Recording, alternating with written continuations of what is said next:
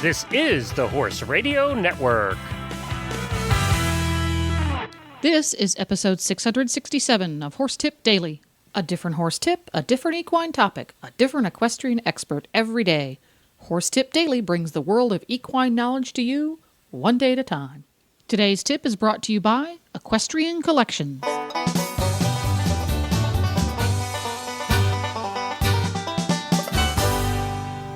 Hi, Coach Jen here, and thanks for tuning in to Horse Tip Daily. Today's tip is an excerpt from the Driving Radio Show, episode 51. Glenn, Wendy, and Clay Maier talk about the building blocks of training using long lines. This conversation is brimming with techniques, tips, and goals. But before we get to today's tip, let's hear from today's sponsor, Equestrian Collections. Hi, Glenn the Geek here, and I am back with Debbie from Equestrian Collections with the Equestrian Collections Product of the Week. I wanted to talk about this week the Cashel Quiet Ride Bug Net. Now, every one of us out there has a fly mask for our horses, but this is a fly mask for people.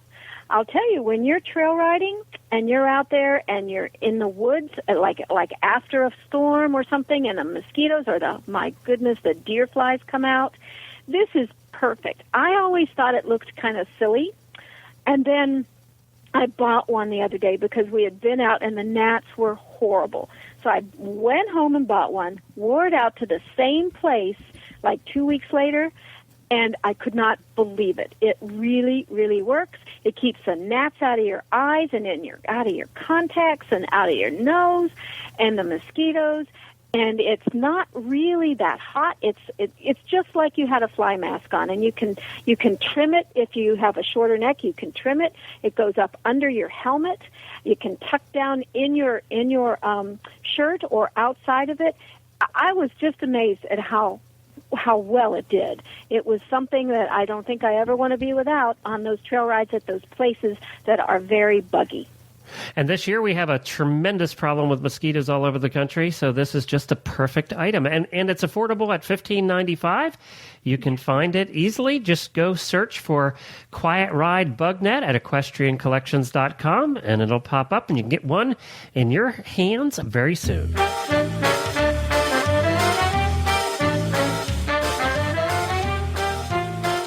And now, enjoy today's tip. Where you have to understand the process of making this driving horse, for instance. Yeah. Okay, if you don't if you're going to be fiddling around trying to get flexion out of a horse that's ewe-necked and hollow-backed, then you're wasting your time. And so the first, so you got to understand. Okay, yeah, I'm going to get to working on this top line, and to where the horse got a nice connection, he's got nice impulsion. Then I can start doing flexion, and then I can start doing bends, and then I can start doing quality of gait.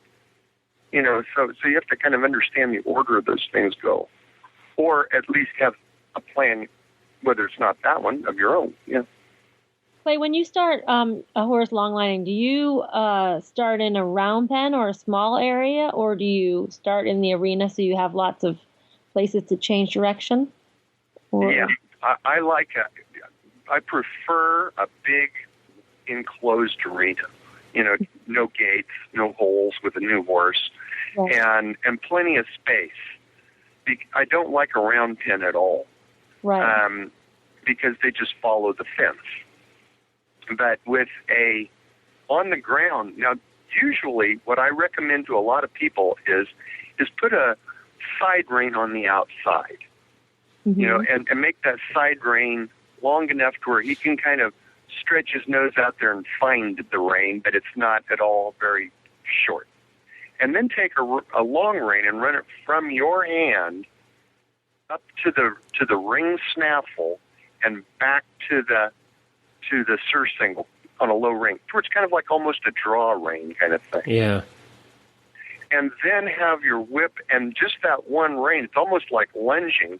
But you start moving, you learn how to shorten your rein, lengthen your rein. Because your hands have got to, you can't stay static with long range. Your reins have to constantly move. But with that one rein, how to use your whip, put it away, You can't have your whip bobbing around in a horse's face or where he can see it when you're not using it. So you've got to learn how to fluidly use your whip and then fluidly put it out of the way. How to fluidly shorten your reins, how to fluidly lengthen them. And just using one rein in your whip in a big arena to where you can move around. Then I add the, and then I'll start encouraging them to, okay, now what, I can see that this person is starting to get to where they can shorten and lengthen their one rein well, and they're getting fluid with the whip, and also doing some interesting things, big circle, small circle, down one line and bring him around, and using the whole arena, and to where they get used to that concept with where the horse has just got the one rein, and they're able to control the situation, because if you've got two reins going through the rings and you're just learning how, you're just going to get in a mess. But if you start with one rein and it's set up with that manner I just described, you can stay out of a mess and learn how to make connection and blend your aids. It's about blending your aids. You got your voice, your hands, and your whip, and how you blend those aids, or you start learning. And what's funny is that how you find and learn to blend aids will be the way that you'll end up doing it when you ride an advanced horse. It's the same way. It's smooth, soft, fluid, or you're not smooth, soft, and fluid. You're either one or the other. So anyway, I think one rein is a great idea because I know that I'm no great longliner. That's why you're on talking about this. But I think that organizing yourself and getting used to holding all that and walking and watching your horse go at the same time, I think that's a lot of stuff to take in. So doing it in steps, I think, is a great way to learn that. Yeah, that's right. Because so often people will try with two reins in a more standard way. Try. It's like I was saying. A person may come up and say, I want to ride a jumping horse. I want to jump that fence, but I've never ridden before. Right. You're just gonna get in a wreck.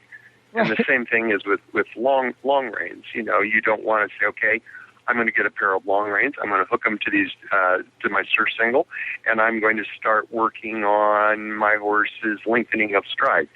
Well, that's going to end up a mess if you've never done it before.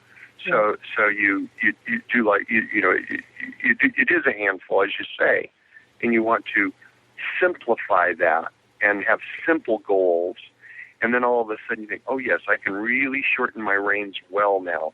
I know how to lengthen well now. This whip is no longer cumbersome. I can get it out and put it away, and it isn't just like, okay, I did it in a half an hour, now I'm ready to move on.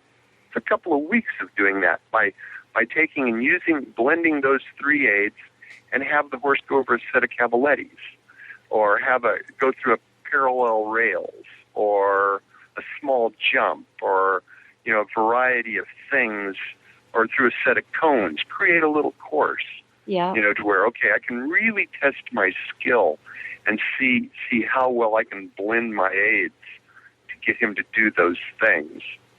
And then eventually, the same way you blend those aids, you're starting to work, and you've got a top line after a while, and you're on two reins, you got a top line, you're starting to work on three tracking, which then lends to bending, and then all of a sudden your horses, you can trot down the center line and ask for left flexion, 2 strides, right flexion, 2 strides, left flexion, 2 strides, and all of that, it's learning to be on the right rein or the left rein anytime you want it. I want to be on the left rein right now. I want to be on the right rein right now. That's something that's pretty quick and easy to understand on a long range once you have the technique, and something that's incredibly important. You can, Wendy, I'm sure that you can see someone in the warm-up arena just by looking at their horse's top line and, how he's warming up, how far they're going to go. Right. You know how far they're going to go. Okay, I can see that this horse does not have a right rein, or this horse does, and those are some of the things that you can do on the ground where you can see it and make it easier. I always like to say, on a long rein, you're collaborators on common ground.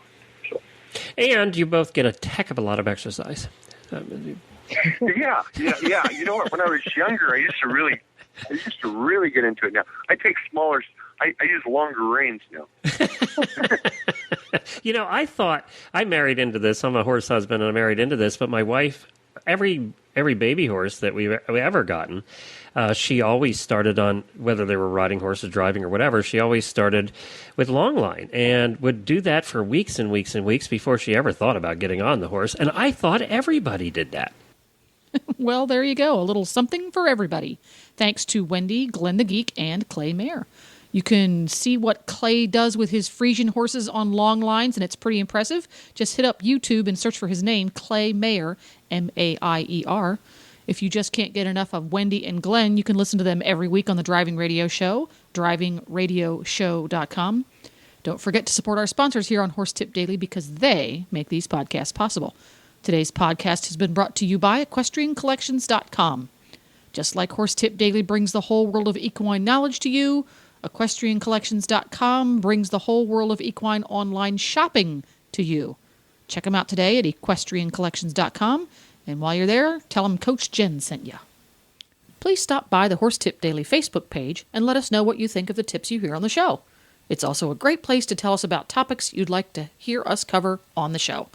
You can subscribe to all the great shows on the Horse Radio Network through iTunes or Zune and get your horse podcasts automatically downloaded to your iPod, Zune, or MP3 player.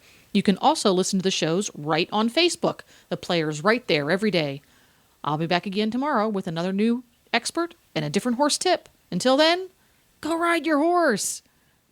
The Horse Radio Network and the Horse Radio Network hosts are not responsible for statements of guests or their opinions.